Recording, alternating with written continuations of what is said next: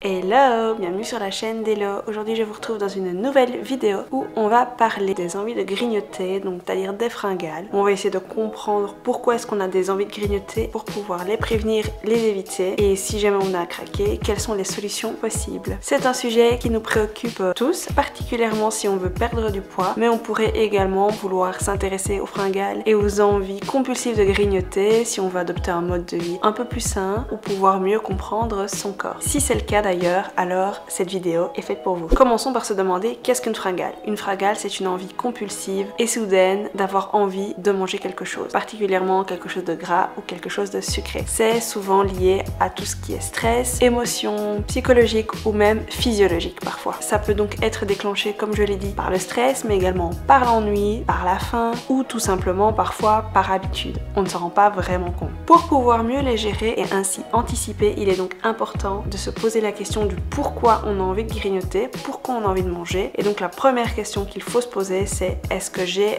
réellement faim? Il faut donc essayer de prendre conscience de son corps et de se demander si on a vraiment faim parce qu'on a le ventre qui tiraille et on a des gargouilles, ou si c'est juste parce qu'on n'a rien à faire, on a mangé il y a 2 heures donc on n'a pas réellement besoin de manger quelque chose. Une fois qu'on s'est posé toutes ces petites questions et qu'on sait pourquoi est-ce qu'on a faim et pourquoi est-ce qu'on a cette envie parfois soudaine de manger beaucoup de sucre, manger beaucoup de gras et parfois en très grosse quantité, on finit le paquet de chips alors que finalement on avait dit qu'on n'en prendrait que 1 ou 2. Ici on aborde un deuxième chapitre qui est de prévenir les fringales. Prévenir les fringales, moi j'ai 4 petites options à vous proposer pour essayer justement d'anticiper et de ne pas succomber à la tentation d'aller chercher un paquet de chips dans le placard ou d'aller manger un paquet de bonbons entiers ou même quelques bonbons. Parfois ça fait partie des fringales, on n'est pas obligé de finir le paquet, même si pour mon cas, dès que je commence, je ne sais plus m'arrêter. Donc la première chose, et ça peut paraître futile, mais elle est très importante, c'est de manger équilibré et à heure régulière. C'est-à-dire que pour manger équilibré, dans l'assiette, 1/4 de protéines, 1/4 de féculents, la moitié de l'assiette posée de légumes. Au niveau des protéines, on va préférer évidemment des protéines maigres, même si on pourrait manger de la viande rouge, ça n'influe pas vraiment sur les grignotages. Au niveau par contre des glucides, donc c'est-à-dire tout ce qui est pâtes, riz, le pain également, on va essayer de favoriser les féculents qui sont dits complets, le moins raffinés possible. Donc on évite les pâtes blanches, le riz blanc, type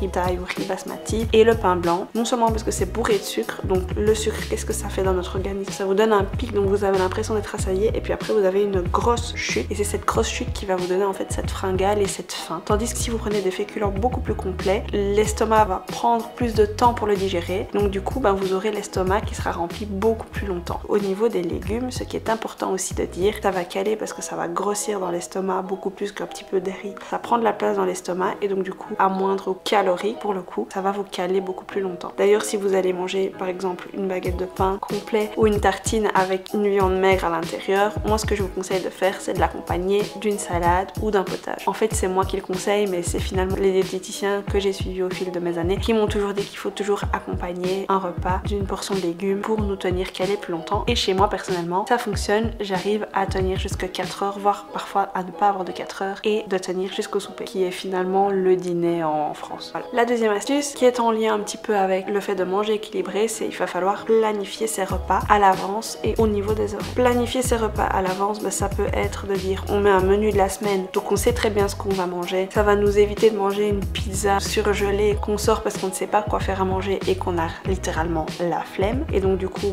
étant donné que c'est une crasse entre guillemets, on va peut-être avoir plus facilement faim plus tard dans la soirée. Mais tout au long de la journée, c'est également important de pouvoir les planifier parce que du coup, si on mange à heure fixe, on sait qu'on doit prévoir une collation saine à 10h et à 16h. Si par exemple vous savez que vous ne savez pas tenir jusqu'au soir, prévoyez un petit encas l'après-midi, mais prévoyez ça de manière intéressante. Prévoyez quelque chose à base de céréales complètes accompagné d'un fruit dans ce cas-là, et ça permet d'avoir des encas sains. Finalement, n'importe quel encas peut fonctionner à partir du moment où c'est quelque chose de sain et qui va vous caler, et ainsi vous savez que vous avez quelque chose de prévu dans le sac et vous ne devez pas courir à la machine à bonbons pour aller chercher un Mars ou pour aller chercher un Stentoifer parce qu'on a, comme on dit, la dalle. Troisième petite astuce, c'est de rester hydraté. En effet, le cerveau est assez mal fait parce que parfois il ne sait pas distinguer la faim et la soif. Donc la première chose qu'il faut se demander, c'est est-ce qu'on a bu assez dans la journée. Parfois, juste le fait de boire un verre d'eau, ça va vous caler tout de suite parce qu'en fait votre cerveau est en manque de quelque chose et vous l'interprétez comme de la faim alors que finalement c'était pas de la faim, c'était de la soif. Et quatrième astuce, c'est de pouvoir gérer son stress. Par le stress, alors il y a des gens justement ça leur coupe la faim parce qu'ils sont très stressés, mais moi par exemple exemple quand je suis assez stressée ou quand j'ai eu une grosse dispute et que du coup le stress est monté, je me suis énervée et il faut redescendre, et j'ai tendance à grignoter. Donc il faut savoir essayer de gérer ce stress là et de gérer en fait ces pulsions émotionnelles qui parfois nous donnent envie de grignoter, non pas parce qu'on a faim finalement, parce qu'on n'a pas bien mangé à midi, mais juste parce que le cerveau a besoin de compenser et d'avoir un petit coup de bien-être, et le bien-être c'est reflété par le sucre, parce que le sucre ça libère des hormones de bien-être. Donc quand c'est comme ça, on essaye soit de trouver quelque chose allégé, soit on essaye de manger un fruit où là c'est plein de sucre et c'est quand même meilleur pour la santé de manger un fruit finalement, comme une pomme qui va vous caler. Bon, malgré les petites astuces que je vous ai données, vous avez quand même envie de grignoter, pas de souci, voyons ensemble ce qu'on peut faire. La première chose, comme je vous l'ai dit, c'est d'opter pour des collations qui sont saines. Si vous savez que vous avez des pics de stress ou que vous avez une envie irrépressible, la première chose à faire, c'est d'avoir chez vous ou dans votre sac des collations saines. Les collations saines, ça peut être un fruit, ça peut être une tartine que vous avez préparée, mais ça peut être aussi un paquet avec quelques amandes ou des noix. Alors pour ma part, moi ça ne me coupe pas la faim, mais il paraît que les amandes et les noix, ça a un pouvoir de coupe-faim. Vous pouvez également opter pour boire un café. Alors je sais que le café, c'est de la boisson et c'est pas de la faim, mais pareil, le café agit comme un coupe-faim. Essayez et voyez par vous-même si ça fonctionne. Mais bien entendu, pas question d'aller mettre 10 sucres dedans, sinon ça ne sert à rien et autant manger alors une bêtise. La deuxième chose, c'est de portionner vos collations. On est bien entendu d'accord que si je vous dis de manger des amandes, c'est de ne pas prendre le paquet de 500 grammes avec vous, parce que sinon, par réflexe, vous allez avoir envie de manger énormément d'amandes et de ne pas vous arrêter. Ce qu'on conseille de faire, même si vous avez vraiment envie d'un paquet de chips, parce qu'il en reste qu'un et vous vous dites, oh voilà, j'ai quand même envie de me faire un petit plaisir, pour éviter d'avoir ce réflexe d'aller porter à la bouche sans vraiment se rendre compte si on a encore faim ou pas, c'est de portionner et de prélever une petite partie pour mettre dans un bol. Ça vous permet en fait de vous limiter et de dire voilà, je mange ça et après ça, j'ai terminé. Le paquet de chips, plutôt que de prendre le grand paquet de Lay's et de le manger devant la télé, eh bien vous prenez un petit bol et vous versez quelques chips dans le bol et vous vous dites après ce bol, j'ai terminé et je ne mange pas. Si vous savez d'ailleurs que vous avez envie de manger parce que vous vous ennuyez, alors essayez de trouver une distraction. Ne plongez pas tout de suite dessus, trouvez-vous une distraction et dites-vous si d'ici 20 minutes j'ai encore cette sensation de faim, ce n'était pas par ennui mais que vous aviez réellement faim. Et d'ailleurs, si vous voulez manger, il est important de ne pas se focaliser sur autre chose. Quand on mange, on doit vraiment se focaliser sur ce qu'on mange et sur le plaisir qu'on a de manger pour prévenir son cerveau finalement que l'on mange et que l'estomac est rempli. Que si vous regardez la télé en mangeant un paquet de chips, eh bien votre cerveau sera concentré sur la télé et n'assimilera pas finalement que vous avez quelque chose dans l'estomac. Vous aurez continuellement cette sensation de faim et cette envie irrépressible de porter à la bouche des chips, des cacahuètes ou que sais-je. Et d'ailleurs, c'est pareil quand vous avez quelque chose dans l'assiette ou dans le bol, ce n'est pas spécialement lié à la fringale, essayez d'écouter votre corps et cette sensation de satiété. Il n'est pas nécessaire de terminer son assiette si on n'a plus faim. Même si à l'époque, nos parents nous demandaient de terminer notre assiette, les diététiciens, nutritionnistes sont bien conscients que maintenant, c'est la sensation de faim qui est très importante. Si on n'a plus faim, à partir du moment où on a mangé, c'est que le cerveau, il est repu, l'estomac, il est rempli, ça sert à rien de remplir en plus parce que finalement, le corps n'en a pas réellement besoin. Donc bien être attentif aussi au moment où l'on mange quelque chose, que ce soit nos repas principaux ou nos grignotages, même si on essaye, soit bien assimilé par le cerveau, histoire de ne pas manger plus que de raison et plus que de besoin. Le dernier chapitre que je voudrais aborder avec vous, c'est la gestion émotionnelle. Je sais qu'elle est très difficile à gérer et que ce n'est pas facile pour vous parfois de surmonter ces fringales et ces envies irrépressibles de manger parce que c'est plus fort que nous. Pour cela, moi ce que je vous conseille de faire, c'est vraiment de travailler sur vous-même pour ainsi travailler sur votre alimentation. Elle passe par le fait de consulter un psychologue si par exemple vous souffrez de dépression et vous avez des tensions émotionnelles que vous relâchez par la nourriture. Si vous êtes également stressé, n'hésitez pas à faire des choses qui vont vous relaxer, donc c'est-à-dire du yoga, lire un livre, profiter de prendre du temps pour vous et ainsi vous serez moins stressé dans la vie de tous les jours, même si c'est votre nature, voilà, on fait avec. On essaie de se trouver des pistes pour que le stress rediminue et pour ne pas avoir ces envies de grignoter parce qu'on est stressé a posteriori. Maintenant, vous avez toutes les clés en main pour gérer les fringales. Le plus dur évidemment, c'est de les mettre en place. On est début septembre, donc il est temps de prendre des bonnes résolutions et pourquoi pas en prendre une en essayant non pas peut-être de les supprimer, mais de limiter les fringales qui pourraient subvenir au cours de la journée ou le week-end ou le soir ou n'importe quand finalement. Néanmoins, rappelez-vous, c'est un processus qui est long, qui est très difficile à mettre en place, qui demande de la pratique, de la patience et surtout de la persévérance. Et même si finalement on n'a pas réussi et on a quand même craqué, c'est de se dire finalement j'ai craqué, mais est-ce que j'en ai pris du plaisir? Oui. Eh bien c'est pas grave, on oublie et on réessayera plus tard. Si vous avez trouvé ces conseils utiles, n'hésitez pas à me le dire en commentaire et à mettre mettre un petit like sur la vidéo.